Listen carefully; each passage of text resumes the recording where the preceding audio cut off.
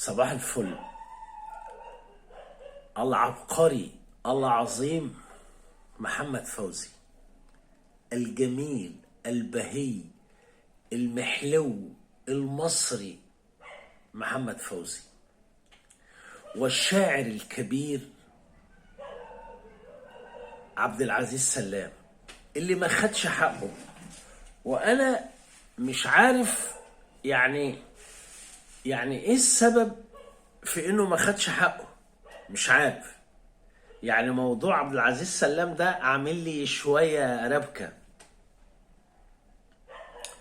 لكن هو شاعر كبير، شاعر يتحط في الصفوف الأولى لحراس شعر العامية المصرية وشعر الأغنية المصرية. نازك، البنت المحلوة الجميلة الهادية اللي تتحب من أول طلة. أغنية مش هتكلم كتير.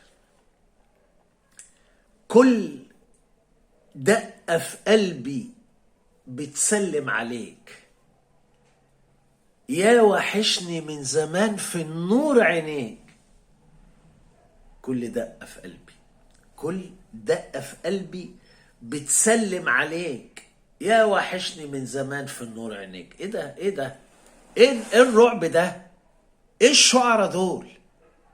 كل نسمة تعدي من عندك عليا قلبي يحضنها بشوقه وبحنانه. كل كلمة اسمعها عنك تحلى ليا، ياللي جنبك قلبي بيلاقي أمانه. طب ده أنا من كتر أشواقي إليك كل دقة في قلبي بتسلم عليك. إيه الناس الجميلة دي؟ إيه ده؟ إيه الكلام اللي عامل زي الدفا في عز شهر يناير؟ ايه الكلام اللي زي نسمة الصيف ده في عز حر شهر 7؟ ايه الشعراء دول؟ طبعا في الشاعر ده ممكن يكون بايع الاغنية دي لمحمد فوزي مثلا، قبض له جوزين جنيهات، مع ان في ناس بترص كلام بتقبض بالملايين وملهمش اي قيمة ولا لهم اي لازمة. كل دقة في قلبي بتسلم عليك، تسعد المهجة وبالود تراعيني. وانت لو جيت وجيتني هتلاقيني، عمري ما نسيت اللي كان بينك وبيني. كل دقة في قلبي رجع الود الجميل ما بينا تاني. دي الحياة جنبك أمل شاغل خيالي، امتى نول ويا الأمان فرحة زماني. ده انت يوم ما تجيني تلقى، ده انت يوم ما تجيني تلقاني ما بين ايديك. كل دقة في قلبي بتسلم عليك.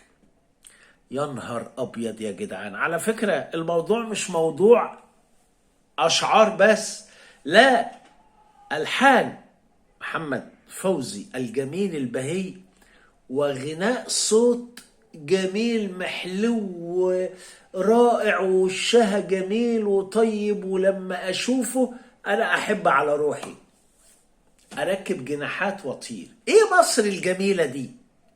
ايه الغنوة اللي كانت سنة 59 دي؟ ايه مصر اللي كانت محلوة حلاوة يا جدعان؟ ما حصلتش في التاريخ ولا في اي امة. فعشان كده عايزك تطمن، مفيش حد يقدر يسرق وجدان شعب زي الشعب المصري، حتى لو كنا بنعيش عصر مش لطيف. وممكن يكون غيرنا اللي مصدق نفسه ان ممكن يسرق تاريخنا. مفيش تاريخ بيتسرق، ولا في غنوة بتتسرق، ولا في بلد زي مصر بتتسرق. صباح الفل. وكل دقة في قلبي بتسلم عليكم.